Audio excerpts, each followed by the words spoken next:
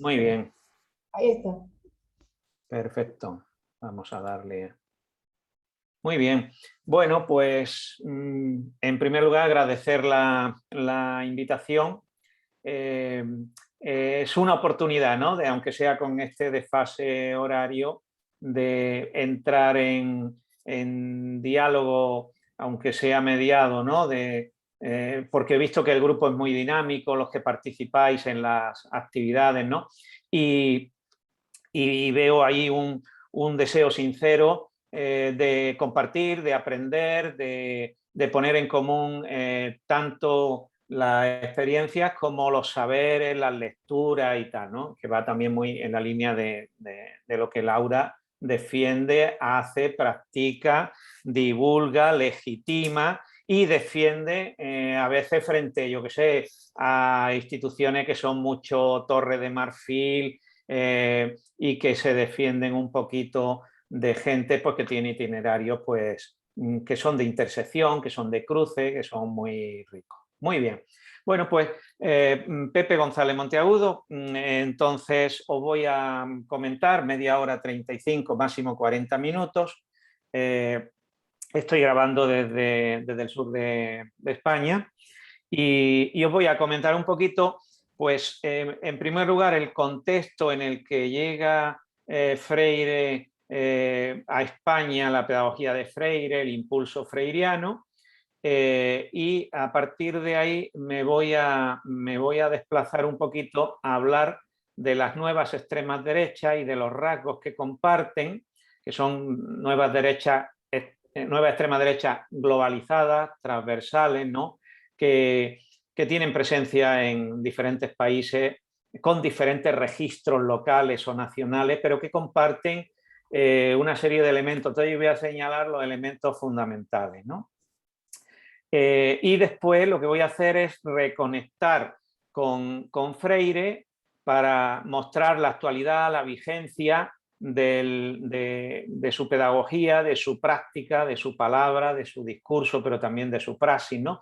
Y para ello, pues, lo que voy a hacer es, en vez de hacer una cosa general, es situarme a comienzos de los años 90 y comentar un poquito sobre la pedagogía de la esperanza, que es un libro del año 92, un repaso de cómo el subtítulo es cómo se escribió, cómo fue escrita la pedagogía del oprimido, y con eso pues espero completar algunas claves que puedan ser puestas en diálogo y en intersección, en cruce con las otras contribuciones, ¿no?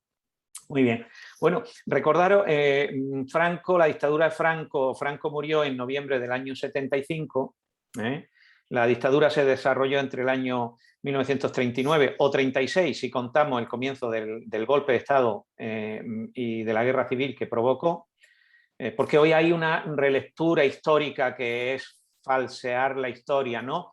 El decir, como dice la derecha no extrema, sino la derecha que se reclama del centro, ¿no? La derecha española, de que lo que había es legalidad o democracia, era la alternativa, ¿no? La alternativa era la democracia o los militares con las armas en la calle para imponer un régimen de terror, ¿no? Entonces, en la dictadura de Franco se desarrolla hasta el año, él muere en el año 75, a finales del 75, y nuestra constitución democrática, que es una constitución donde se reconoce la monarquía, que era una manera pacífica de hacer la transición de la dictadura a la democracia, es del año 78, de final del 78, ¿no? Entonces, lo primero que quería decir es que esa etapa final del franquismo, desde finales de los años 60, a partir más o menos de todo el impulso que traen también, aunque sea desde fuera, el Mayo francés y toda la década de los 60 de los derechos civiles, de las minorías negras en los Estados Unidos, de los primeros movimientos pues de racializados, e incluso de mujeres, ¿no? De jóvenes, de insumisión al servicio militar. Ahí hay una serie de elementos antiautoritarios, prodemocráticos, que establecen un nuevo panorama, aunque en España todavía no se pueden manifestar por la represión de la dictadura y la violencia de la dictadura, pero ya empieza a surgir un ámbito de discusión cultural, de lucha cultural sobre todo, con los sindicatos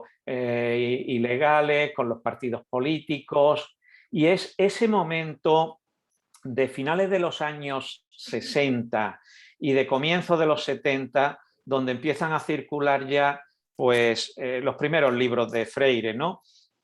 La educación como práctica de la libertad y la pedagogía del oprimido.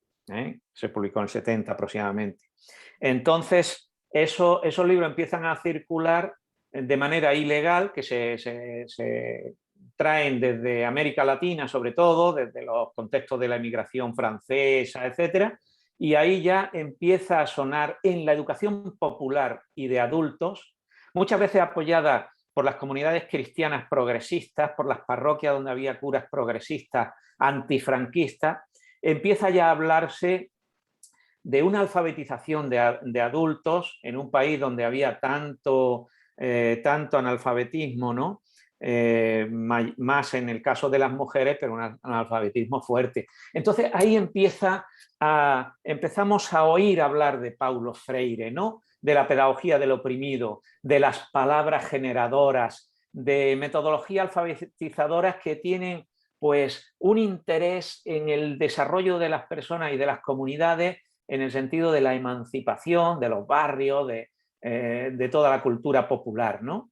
Y ahí ya son los primeros educadores de adultos, son algunas personas en el ámbito de la universidad, algunas personas dentro de la iglesia progresista, las que empiezan, algunos responsables de ayuntamientos donde hay pues, ideas nuevas, aunque sea todavía en el periodo final del franquismo, empieza a hablarse de esta pedagogía y empieza a practicarse en algunos barrios metodologías de este tipo, ¿no? Nosotros tenemos esa Constitución del 78 y después, pues realmente la etapa dorada de esa apropiación o integración o incorporación de Freire, esa etapa dorada es sobre todo pues, ese periodo de la segunda mitad de los años 70, donde ya a partir de la muerte del dictador empieza a haber un contexto más favorable, ¿no? en la transición política y en la década siguiente, en los años 80. Tengo que deciros también que los años 80 pues, representan un optimismo político y cultural y educativo muy importante en España, porque están asociados a la utopía pues, de que llegaba el Partido Socialista Obrero Español de Felipe González al gobierno.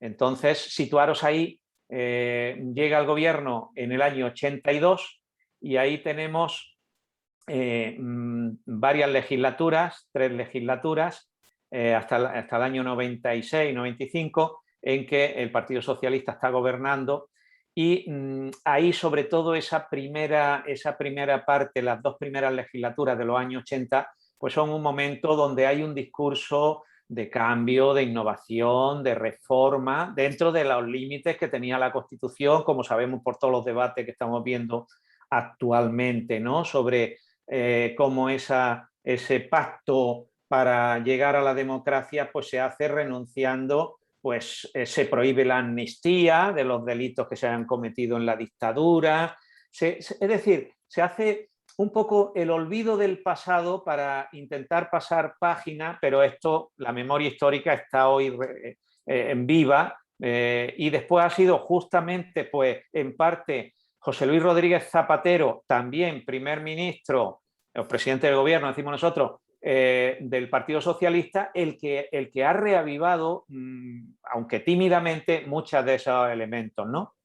Y que hizo también la llamada ley de los abuelos, por la cual se da la nacionalidad a gente de otros países que tenía alguna ascendencia, es decir. Bien, entonces esos años 80, ahí es donde empieza ya a incorporarse las metodologías de Freire en el ámbito de la educación de adultos, porque las regiones españolas, lo que llamamos las comunidades autónomas, que tienen pues, una importancia grande, empiezan a desarrollar programas educativos, ¿no? Y ahí es donde hay una efervescencia muy fuerte, diríamos, de lo que es el legado genuino de Paulo Freire, una educación que no sea meramente academicista, una educación que no esté limitada al formalismo de los diplomas educativos, sino que tenga una perspectiva de acción cultural para la libertad, ¿no? Es un poco la idea de educación suya. Y una educación pues comunitaria, colaborativa, muy innovadora también a nivel metodológico, buscando siempre la adecuación a los contextos específicos y a las necesidades de los públicos y de los grupos con los cuales se trabajaba, ¿no? Eso implicó también una recreación de Freire para adaptarlo de maneras muy plurales, muy incompletas a veces, ¿no? Pero eso pasa con todos los innovadores, con todas las innovadoras. Pues ha pasado con Montessori, con Freinet, ha pasado en diferentes campos, ¿no?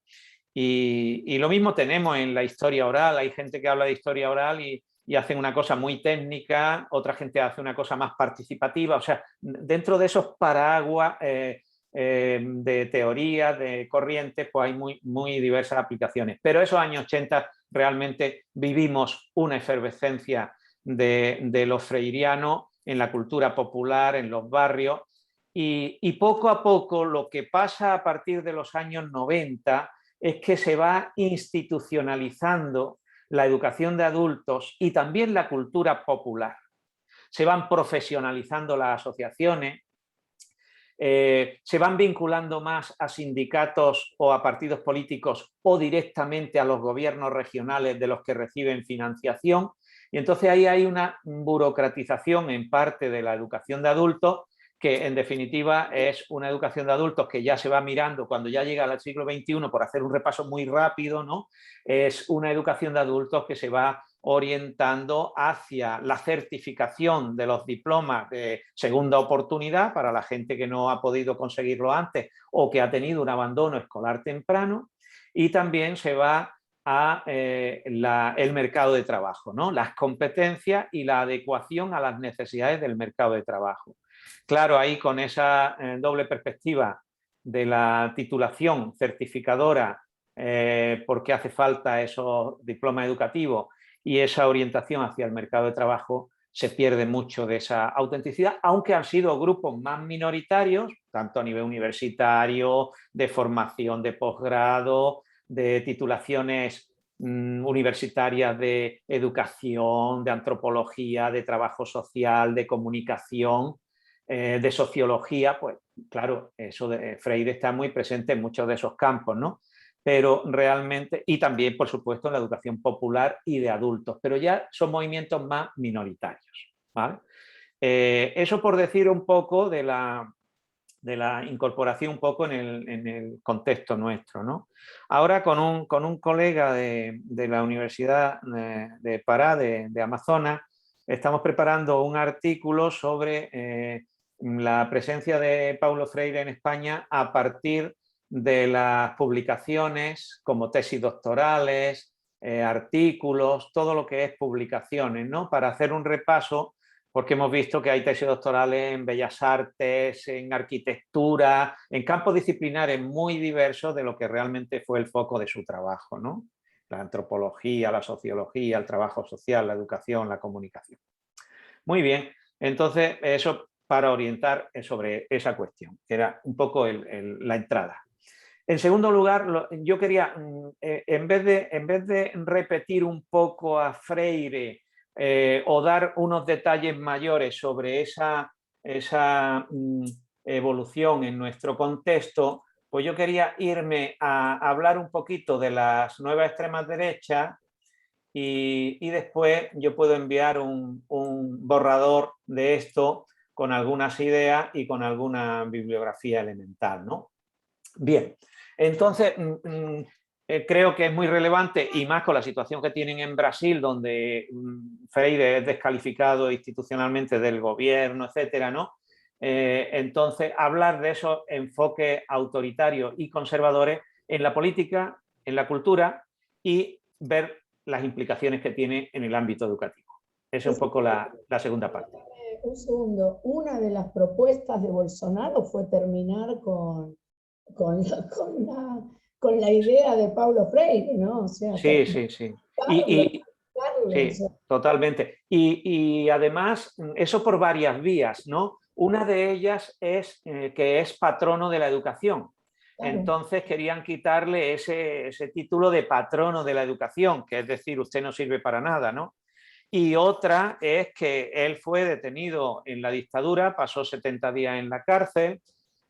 La nueva biografía, no vamos a dar referencia y tal, pero la nueva y excelente biografía de Sergio Haddad, con H, ¿no? H-A-D-D-A-D, que fue muy amigo suyo, pues Sergio Haddad, con H y 2D en medio, y D al final, esa nueva biografía que se llama el educador, biografía de Paulo Freire, que la podéis encontrar por ahí, tanto en portugués como en español, pues ahí viene muy bien el interrogatorio que sufrió por parte de un coronel sobre los métodos educativos, etc. Entonces, volviendo al momento actual brasileño, otra de las maneras de descalificar a Paulo Freire es rehabilitar y legitimar la dictadura y las torturas de la dictadura frente a Freire y otras víctimas de la dictadura, ¿no? Entonces hay varias vías en ese sentido. Muy bien. Entonces, quería hacer una reflexión también viendo un poco qué rasgos comparten sobre todo la extrema derecha europea, aunque es un tema transversal, ¿no? Y que realmente pues Trump en el norte y Bolsonaro en el sur, en América, pues reflejan mucho estas perspectivas, ¿no? Un tema muy actual. La fuente de información en muchas de estas cuestiones vienen de la prensa, de los medios de comunicación, de las redes sociales y de las publicaciones muy recientes. Y esto pretende ser una contribución al debate político, entonces reafirmando la idea de Freire de que la educación es política y que la política es educación y tiene que tener una perspectiva educadora y formadora y transformadora, ¿no? Y también estamos viendo la necesidad de profundizar la formación política y ciudadana de los educadores, de las profesoras, de las pedagogas, de los profesionales de la educación y de la gente que trabaja también en el ámbito de la cultura popular, ¿no? Profundizar esa formación política y ciudadana, que muchas veces es autodidacta y está fuera de los circuitos académicos que nos han habilitado para nuestras profesiones o actividades, ¿no? Estamos en el giro antidemocrático, en lo que ha llamado el sociólogo Michael Apple la modernización conservadora, ¿no? El giro hacia la derecha dentro de la modernización conservadora.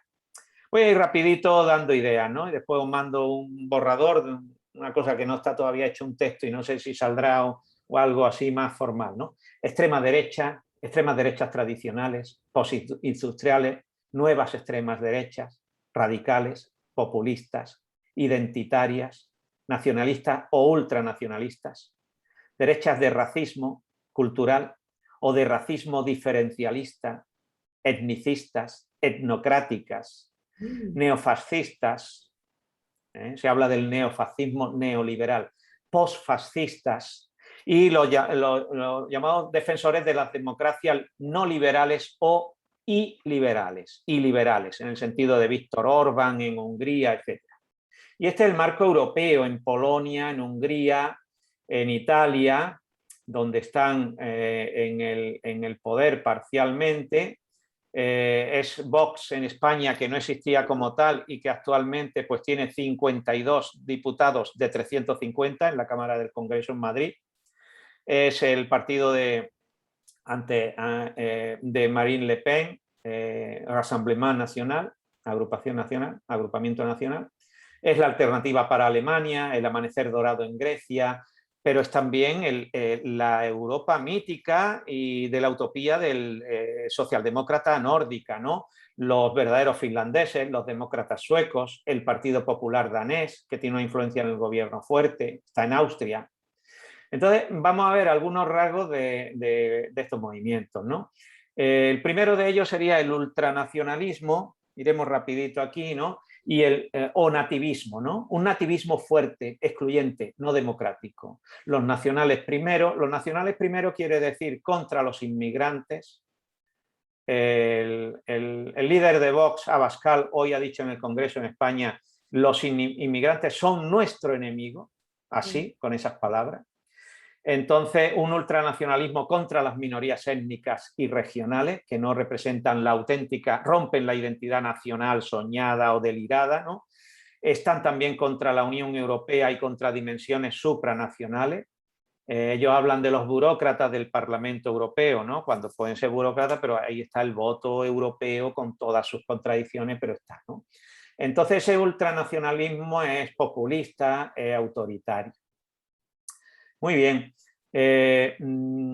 Vamos a ver otras características. Me voy a pasar fases porque esto tiene una serie de fases de cómo surge en Europa esto, ¿no? Cómo se va desarrollando, ¿no? A través de 3 fases fundamentales, ¿no? Muy bien. Ese ultranacionalismo hemos dicho que es anti-inmigración. Es una reconstrucción también de los mitos históricos fundadores de la nación. Es un falseamiento, una historia fake, que tiene sus historiadores, sus catedráticos de universidad, sus historiadores. Vox tiene bastantes catedráticos de universidad en la Universidad de Sevilla, particularmente en la Facultad de Derecho, pero también hay en la Facultad de Historia y en alguna otra. Gente que está en la prensa y que está defendiendo un poco por otras vías pues ese discurso, ¿no? El discurso pro-religioso católico conservador, etc. Muy bien. Ese ultranacionalismo anti-inmigración también representa un desinterés de las políticas que combaten la desigualdad. Es la defensa de los poderosos y de las élites económicas. Son las políticas fiscales regresivas. El neoliberalismo sin limitaciones. Esa nueva extrema derecha es la más radical para favorecer los beneficios de las grandes compañías multinacionales y reducir impuestos vía gasto social, ¿no? Es la crítica de las políticas sociales inclusivas de todo tipo, es la xenofobia, es la discriminación y es el racismo, ¿no? Bien, otra característica de esta derecha, algunas veréis que tienen más relación con lo político ciudadano y otras tienen más relación con lo cultural, histórico, educativo, ¿no? Es la neutralidad ideológica pretendida. Particularmente también el antiintelectualismo, el desprecio de los intelectuales, ¿no? La visión sesgada de la historia. Pretenden gobernar de manera técnica, dicen, superando la ideología. Serían los expertos los que nos van a gobernar, ¿no? Hay una acusación generalizada e injusta a los sectores progresistas de adoctrinamiento en la sociedad, a los medios de comunicación, en las redes sociales, en las escuelas, de divulgar ideologías, ¿vale? Como si la enseñanza católica conservadora en los colegios concertados o privados religiosos católicos en España no fuera adoctrinamiento a los niños desde los 3, 4 años sobre el dogma católico, ¿vale?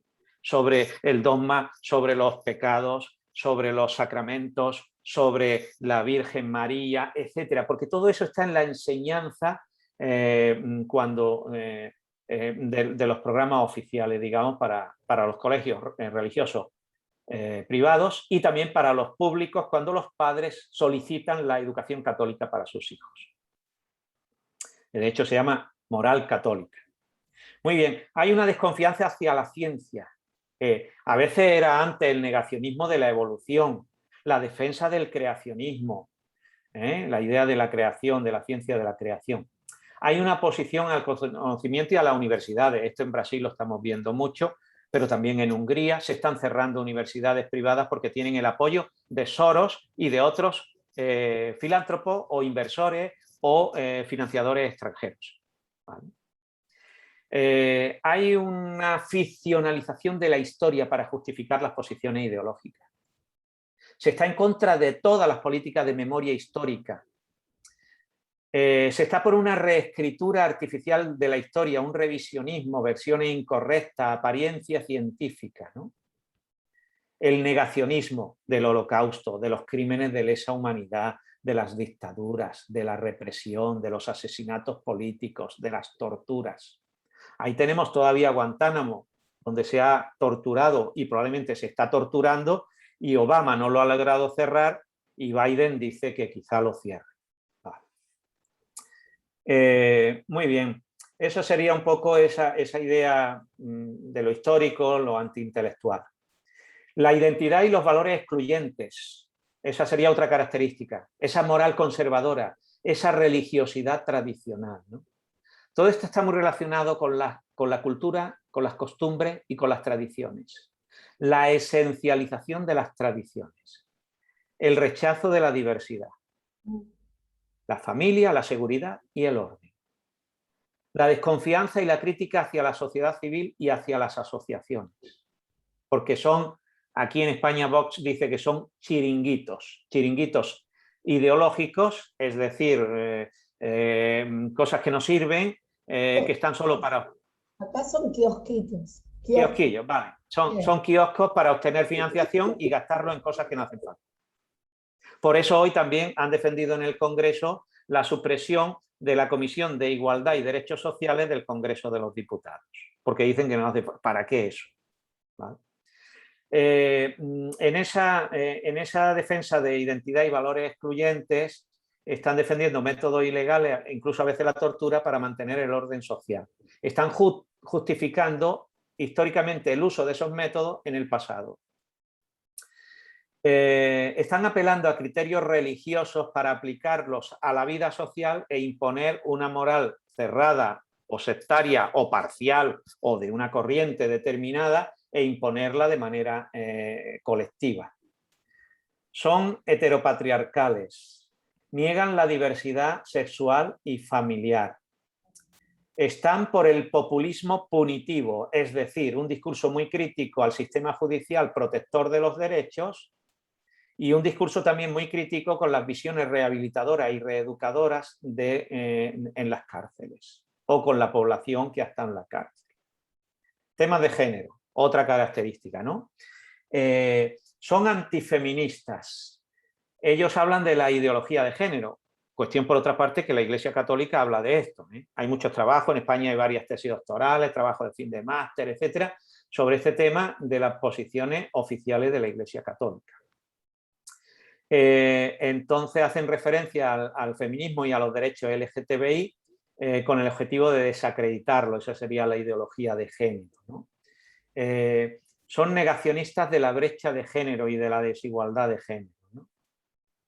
Y bueno, estas políticas en parte tienen su origen en el Vaticano en la época de Juan Pablo II, cuando se enfrenta a las conferencias de población y de mujeres, etcétera, para negar el derecho a la contracepción o los derechos específicos de las mujeres. Estamos hablando del año 94-95, un periodo histórico inferior a los 30 años, pero la historia corre muy deprisa, ¿no? Entonces, están contra la política de violencia de género y de apoyo a las mujeres, ¿no? Entonces, bueno, en realidad lo que están haciendo es defender una agenda política que tiene como objetivo agrupar y reconfortar a las identidades masculinas que supuestamente estarían discriminadas o en dificultad o serían vulnerables frente al empuje de la diversidad, del multiculturalismo, etc., ¿no? Esto me parece delirante, pero es lo que dice. Son antiecologistas. Primero, hasta hace poco y todavía en parte lo siguen haciendo, negacionistas o escépticas de los datos científicos sobre el cambio climático. Contraria a las políticas de movilidad sostenible, siempre contrario a la limitación de los vehículos en las ciudades, contraria a los carriles bici, a las ciclovías en las ciudades, contraria al apoyo a la bicicleta, contraria al control de emisiones contaminantes en las ciudades más pobladas. Están por un urbanismo depredador y destructor de la naturaleza, en coherencia con ese liberalismo económico, entonces quieren que se liberalicen los parques naturales, etcétera, etcétera, y que se pueda construir casi en cualquier sitio y sin ningún control o poco control. Esa es la dimensión un poquito antiecológica, los desafíos del cambio climático. La democracia y la ciudadanía. Democracia limitada, con una reducción muy importante del papel del Estado y del sector público. Esto es un dogma transversal de todas las nuevas extremas derechas. Están por unos liderazgos fuertes y autoritarios. La nostalgia de los regímenes militares. La nostalgia de la disciplina militar como modelo para construir espacios sociales, públicos, comunitarios, culturales, educativos. En Brasil hay un movimiento de militarización de las escuelas que es impresionante. Esto quiere decir que los militares llevan la gestión. Esto es un movimiento fuerte. Si lo buscáis, lo veréis. La gestión de estas instituciones, Bolsonaro lo ha apoyado mucho, y entonces se nombra un liderazgo de las escuelas que es administrativo e institucional, pero que también influye mucho en las dimensiones educativas y pedagógicas, porque la idea es que la disciplina militar y los valores militares son un modelo de excelencia para aplicar en el ámbito educativo para obtener instituciones educativas de calidad y de excelencia. ¿Vale? Es un poco la militarización de la institución educativa, muy fuerte. Se ha extendido a centenares de escuelas. Tienen añoranza de las dictaduras y de los regímenes autoritarios. Cuando hablan de democracia, en muchas ocasiones dicen una democracia orientada por valores cristianos, pero cuando dicen esos valores cristianos no se están refiriendo ni siquiera a los del Papa Francisco, que ha estado ahora por Hungría y Eslovaquia, reuniéndose con los gitanos y diciendo que la vía de la integración, del diálogo, de la inclusión es la mejor y no la segregación, etc., ¿no? Entonces se ha reunido con Víctor Orbán y le ha dicho todo esto en Hungría. Entonces están por una democracia que se llaman iliberales. Iliberal, no liberal, quiere decir que es nacionalista o ultranacionalista y que es también católica en el sentido tradicional, anterior a la diversidad y al pluralismo al que se ha abierto la Iglesia en tiempos recientes y de manera, pues, con todo respeto para la gente que estáis escuchando, que estéis dentro de ella, pues de manera tímida, de manera prudente, como se ve en muchos temas del aborto y muchos otros, de las comunidades gay, etcétera, del celibato, del papel de las mujeres en la Iglesia, etcétera.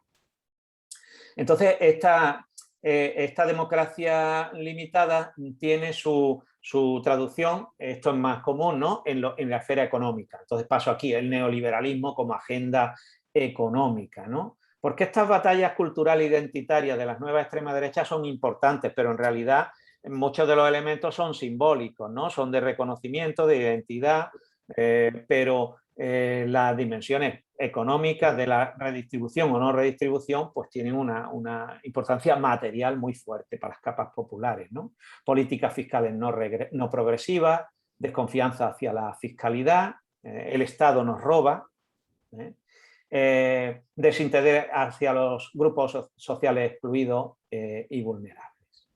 Vale, pues entonces hasta aquí ha sido pues el decir algo sobre estas nuevas extremas derechas, que tiene una implicación muy fuerte, ¿no? Se está publicando mucho, se está investigando, pero hay grupos también sociales, políticos, y muchas veces el Twitter, etcétera, pues son fuentes de información muy buenas para ver por dónde van los informes, las publicaciones, el remitir a trabajo, a iniciativas, a webs, a grupos que trabajan estos temas, ¿no? Muy bien, entonces vamos a decir algo muy breve de las implicaciones en el ámbito educativo, ¿no? Bueno, pues esta nueva extrema derecha, como agendas conservadoras, combaten pues las políticas educativas inclusivas, las políticas educativas o los programas, las iniciativas de la diversidad intercultural y de apoyo a las minorías o acompañamiento a las minorías. Combaten toda la dimensión esta de las ciencias sociales que tiene valores, que tiene dimensiones políticas, ideológicas, económicas fuertes y que conviene discutir, pues más en secundaria que en primaria, quizás por la edad de los chicos y chicas, y por supuesto ya con los jóvenes y los adultos en la educación de adultos y en la iniciativa de cultura popular, pero claro, tiene esa crítica de que cualquier cosa que se hace sobre algo que es discutible y a lo que ponen algún reparo, la idea es que hace falta un papel firmado de los padres, aquí se llama el PIN parental, Vox está por el PIN parental y en alguna región donde está en coalición lo ha exigido para poder apoyar al gobierno regional. En Murcia lo exigió, pero después no está claro bien cómo se va a aplicar. Entonces, están contra las políticas, por supuesto, educativas de la igualdad de género y de esta dimensión transversal de la desigualdad de género a lo largo de todas las etapas y modalidades de la educación. Y, por supuesto, están en contra de las pedagogías críticas. Las pedagogías críticas son marxistas, son revolucionarias, son antinacionales, son políticas y pedagogías del odio, son trasnochadas, están pasadas ya. Bien. Y ya en implicaciones más relevantes de cara al currículum, el aprendizaje, el liderazgo, metodologías tradicionales, transmisivas, pasivas del aprendizaje, con un currículum centralizado, homogéneo, que se impone en todo el territorio nacional sobre contenido y conocimientos básicos, ¿vale? Sin dar lugar a la diversidad local o regional, o étnica o cultural. Están por un currículum que excluye los contenidos sobre las minorías y los excluidos. Los contenidos deben ser neutrales, pero claro, ahí entonces sale muchísima, lo más interesante de la educación como formación humana sale si lo que no es neutral lo pones ahí, ¿no? Y se hace el énfasis en la ciencia, la matemática, los conocimientos básicos. Se marginan las humanidades y la arte, se fomenta la empleabilidad y el emprendimiento, la educación financiera. Por supuesto, ese liderazgo es profesionalizado y no participativo, ¿no? Y se limita la autonomía de las escuelas, ¿no? Muy bien, esto era un repaso rápido. Yo mandaré un borrador que tengo de una cosa sobre esto para quien quiera compartirlo y ver, pues ver un poco los puntos fundamentales sobre los que he ido conversando, ¿no? Entonces, claro, el legado de Freire es un legado muy rico, que ya voy en la parte de cierre, ¿no? Es un legado muy rico que se recrea y además podríamos decir esta frase de que Freire no era freiriano, ¿no? Como se decía que Marx no era marxista, ¿no? Entonces, porque realmente él mostró a lo largo de esas 3 décadas aproximadamente que van desde que publica La educación como práctica de la libertad, su primer libro, al momento de morir, más o menos 67 al 97, aproximadamente 3 décadas. Entonces, él ahí mostró cómo era capaz de rectificar posiciones, ¿no? La feminista y la gente que tenía pues intereses sobre la investigación en los temas de género, pues ya le recriminaron el uso del lenguaje, que por otra parte hay que ver cómo hablábamos en todo el mundo a finales de los años 60, ¿no? Pero ya, entonces, cuando él va a Estados Unidos, dicen, oiga, pero es que usted habla de una realidad, el hombre, pero hay situaciones de desigualdad atravesadas socialmente y usted la que destaca es la de la clase social. Y a veces sí habla de la raza, pero ¿y de la mujer qué dice usted? O de los temas de género, ¿no? Y después ya el lío de las diversidades y cómo leemos estas diversidades, ¿no? De tipo sexual y de identidad. Entonces, ha sido una obra que se ha ido recreando y adaptando a diferentes momentos. Y yo quería situar la parte final simplemente en un momento clave que sería el año 92. El año 92 es el momento en que él publica la pedagogía de la esperanza. Entonces, a ver, él estuvo, bueno, él regresó del exilio, ¿no? Donde estuvo una serie de años, regresó del exilio y en el año 89 le propusieron ser secretario de Educación de la ciudad de Sao Paulo, ¿no? Una ciudad pues más poblada que Portugal o que países de esas dimensiones, ¿no? Entonces él estuvo entre años 89 y 91 como responsable político de la cartera de educación en Sao Paulo, en el estado de Sao Paulo, y fue un momento muy intenso de participación con las madres, los padres, las asociaciones, los sindicatos, el profesorado y toda la gente que intervenía en el sistema educativo y también los responsables políticos del Partido de los Trabajadores, que es el que le propuso ese nombramiento. Y es curioso, él estuvo 2 años, pero no completó los 4 años del mandato, ¿no? Bien, entonces él muere en el 97 Y esa década última de los años 90 es lo que se suele llamar los libros hablados, ¿no? Porque de finales de los 80 y de los 90, libros hablados donde él se reunía con gente, grababan, editaban y publicaban esas contribuciones, otra manera de escribir, ¿no? Esa escritura que llega desde la oralidad y el diálogo, ¿no? De compartir, de discutir. La pedagogía de esperanza lo que se plantea específicamente es volver la vista atrás y hablar de cómo fue concebida y escrita la pedagogía del oprimido y el impacto que ha tenido, ¿no? Como una relectura 25 años después, un poquito menos, ¿no? 23 o por ahí, de un cuarto de siglo después de esa pedagogía del oprimido. Muy bien. Realmente lo que vemos ahí en la pedagogía del oprimido es una nueva sensibilidad. Porque el hecho de mencionar experiencias de la gente, es decir, de hacer una escritura que tuviera una parte experiencial, ¿no?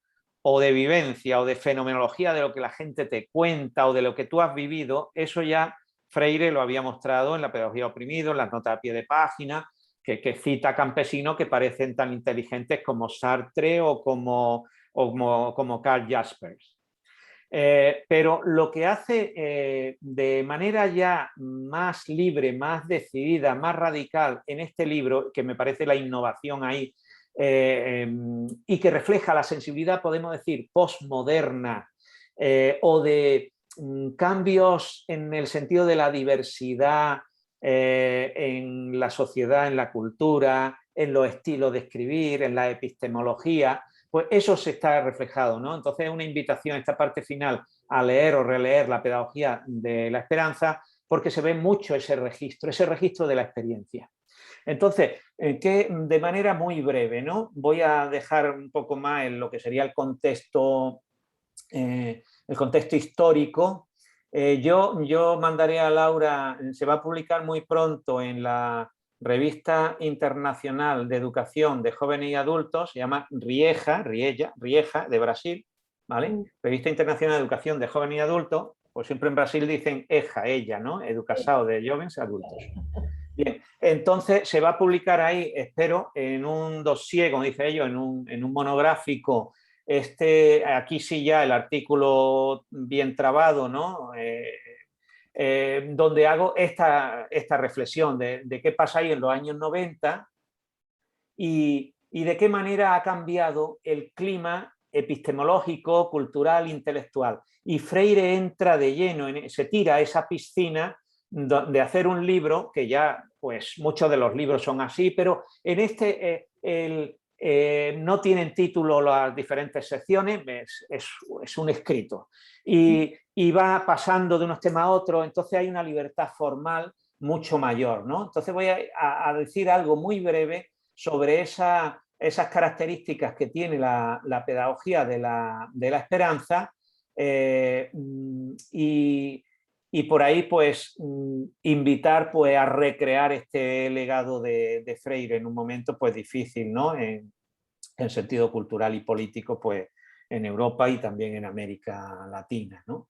Bien, ese contexto de los años de finales de los 90, principios 80, finales 80, principios 90, tiene una serie de cambios impresionantes. La perestroika de Gorbachov en la URSS, la caída del muro de Berlín en el 89, que conduce a la reunificación de las dos Alemanias.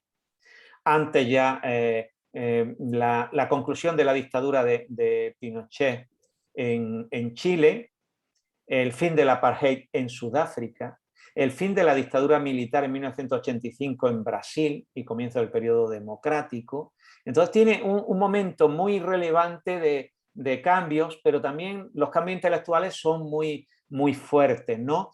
Hay una nueva sensibilidad que a veces se dice en investigación post-cualitativa y podríamos decir, hay una emergencia de los primeros movimientos sociales de dinámicas de cambio cultural, educativo, etcétera.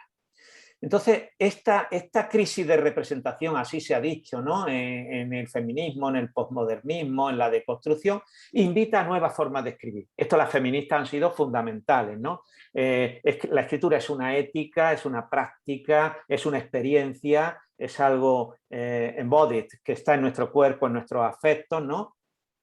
Que está encarnado, podríamos decir, ¿no? Y entonces ahí Freire se lanza a jugar un poco con las temáticas, a ir y venir entre los temas, y ahí vemos esa sensibilidad que estaba en la antropología, en la sociología, en la cultura popular, en la pedagogía, por supuesto. Cada vez había más experiencias, narración de experiencias pedagógicas, ¿no? Que ya tenía su precedente con Pestalozzi, con Freinet, etcétera. Pero en esos años 80, 90 hay un boom de todo esto y sobre todo un reconocimiento y legitimación.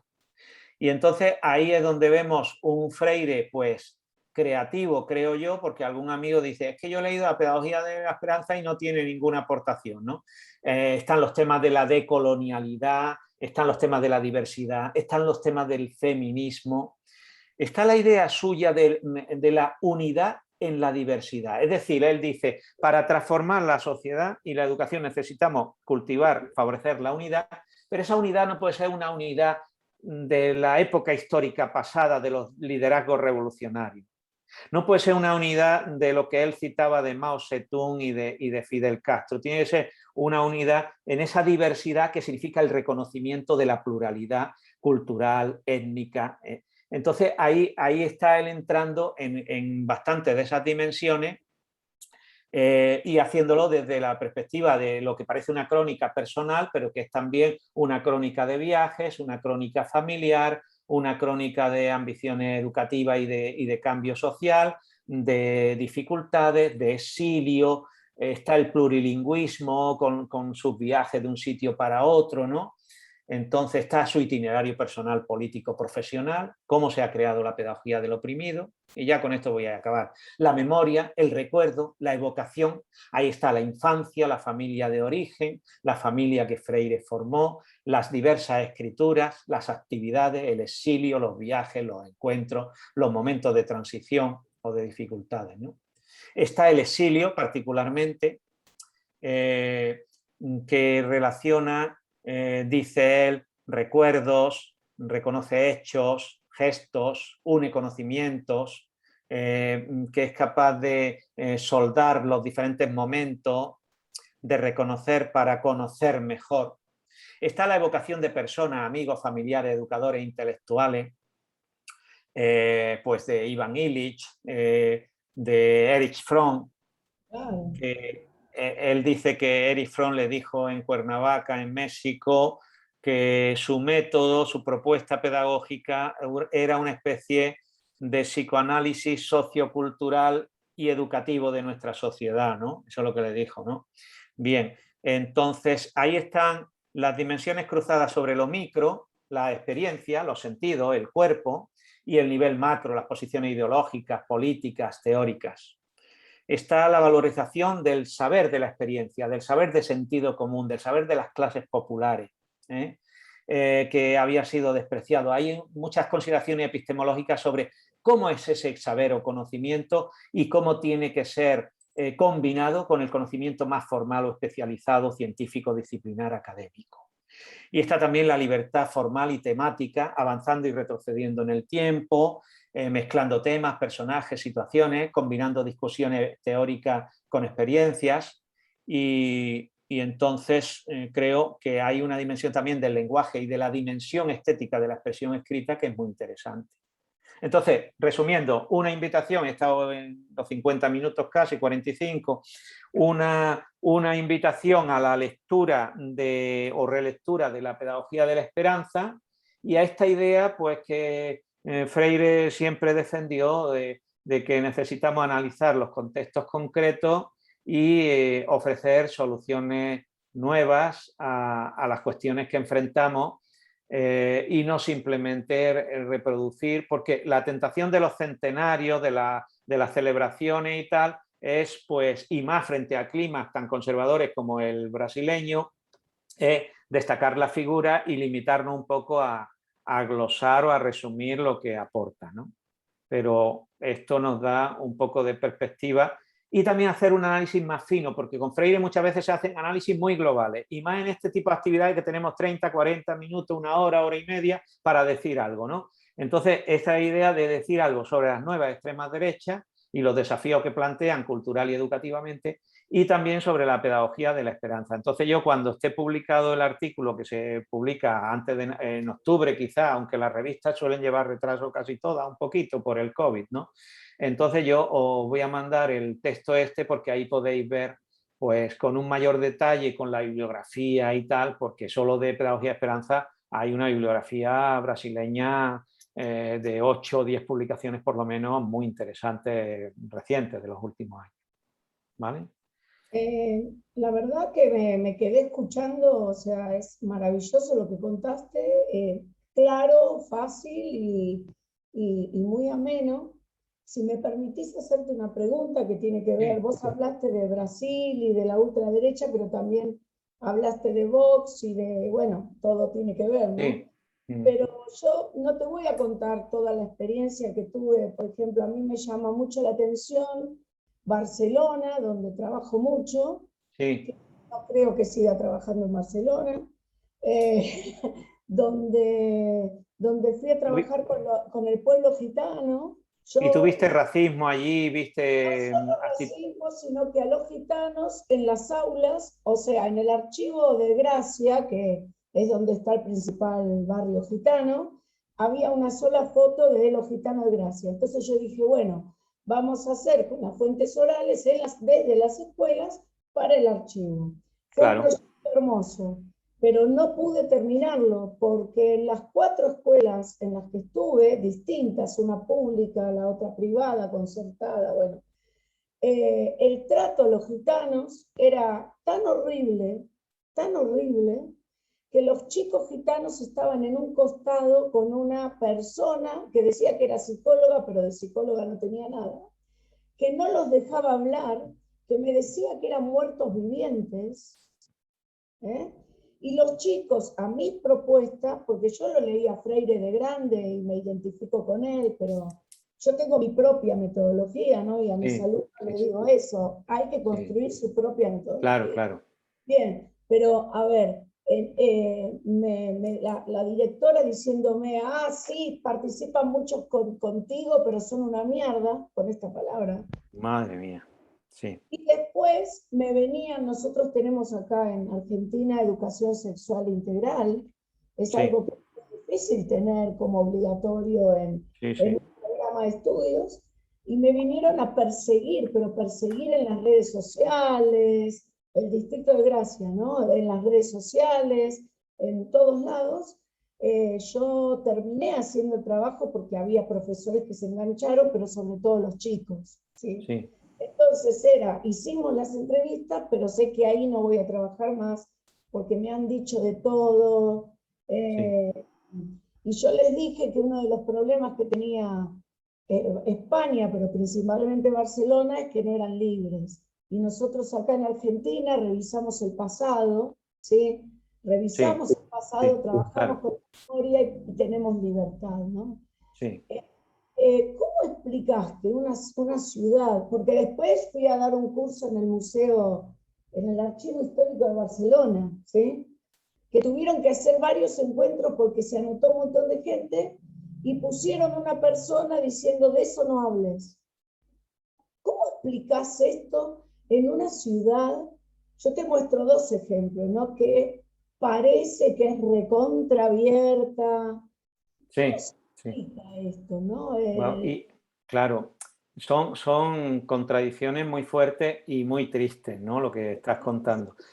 Porque además resulta paradójico esto también, porque Barcelona tiene una alcaldesa que es a la izquierda del Partido Socialista, ¿vale?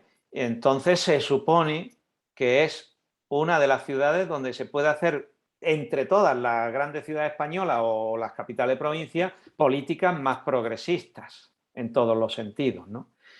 Pasa que, claro, una cosa es el nivel político top, institucional alto, y otra todos esos niveles intermedios institucionales donde se va sedimentando poco a poco las prácticas y los discursos, ¿no? Lo que dice en primer lugar de los gitanos, yo había hecho la referencia muy rápida a lo del Papa Francisco, ¿no? El Papa Francisco ha ido, voy a retomarlo por los gitanos y enseguida volvemos a los gitanos en España, ¿no? El Papa Francisco ha ido sobre todo a la Europa del Este porque la primera ministra de Eslovaquia lo ha convencido para ir. Y ha empezado por Hungría, donde ha estado 7 horas. Y se ha ido inmediatamente a Eslovaquia. Lo primero que ha hecho es irse a un barrio de gitanos completamente pobre, excluido, que ya han tirado un muro, pero había un muro que levantaron el municipio para aislarlo del barrio de al lado, ¿vale? Entonces, en Eslovaquia hay 600 barrios así, donde viven 300.000 personas, o no sé, de la comunidad, 240.000 de la comunidad gitana. En España hay 750.000 gitanos aproximadamente, ¿sabes?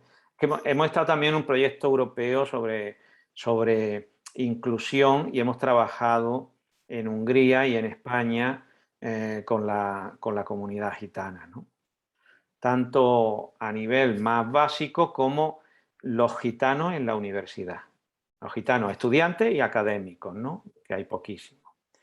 Entonces, bueno, hay el discurso dominante en España. Si tú sales a una calle, como salen los de la televisión, que dicen, a ver qué piensa el pueblo, y se van a una esquina del centro de la ciudad y se ponen con el micrófono.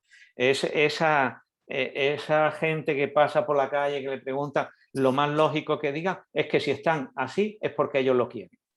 Porque se autodiscriminan, porque se aíslan, porque tal y cual. Hay una discriminación histórica de todo tipo, incluyendo legal, con leyes que vienen del siglo XVIII. Del franquismo, Claro, de 1741, por ahí. Entonces, hay una situación muy difícil. Lo que hace falta es políticas municipales, sociales, de cerca del terreno, que tengan una sensibilidad hacia esas cuestiones. Muchas veces lo que hay ahí a veces es funcionarios o personas que gestionan los programas, que llevan ahí 30 años con ideas de hace 50 años y que están boicoteando a veces lo que puede ser la buena voluntad de un discurso político progresista, ¿no?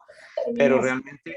Y lo voy a seguir haciendo, porque lo que me interesaba eran los chicos, pero tanto las instituciones, Archivo de Gracia, como el Distrito de Gracia, dijeron no, esto no, porque es muy revolucionario, ¿no? Porque claro, ¿qué pasaba? El chico gitano que estaba sentado al fondo, pasaba a estar en el centro, y eso no gustaba.